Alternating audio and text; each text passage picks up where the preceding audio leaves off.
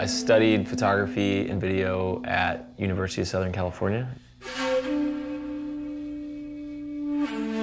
It was a great program, and I'd learned traditional photography, film, 4x5, medium format, large format, all that stuff.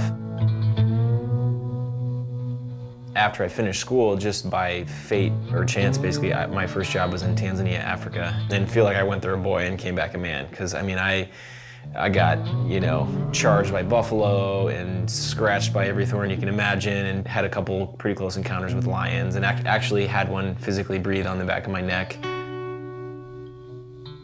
And so that's really what sort of, I think, started me on the path I'm on with sort of outdoor adventure, fishing, hunting, hiking, mountain climbing, that kind of stuff.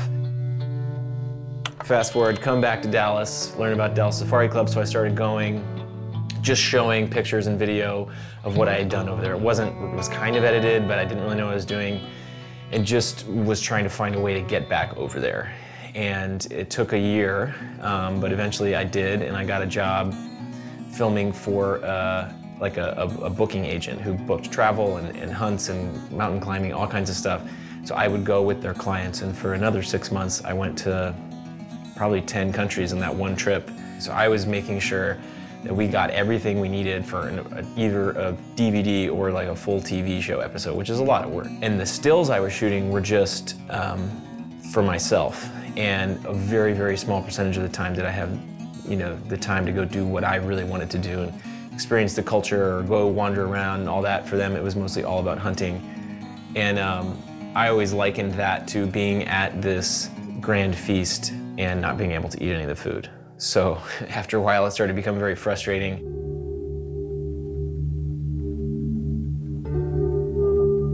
You know, freelance life can be feast or famine, and at that point it was famine, and just started to hate photography. I mean, none of it was fun. It was just this, it almost ruined it for me. And I almost quit. You know, my small town Texas mother's like, well, maybe you should go get a real job.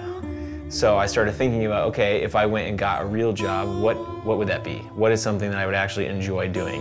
Is that working at a bookstore? Is that, you know, going and working on a farm? I don't know. So I started to think about that, and through that process was like, okay, so if I took money out of the equation for photography, what's the type of photography that I would want to do anyways? And that is, you know, outdoor adventure, travel, Cabela's, Stetson, Filson, garden and gun. Once I wrote all those down, I was like, okay, well, what is something I can do today to get a little bit closer to that?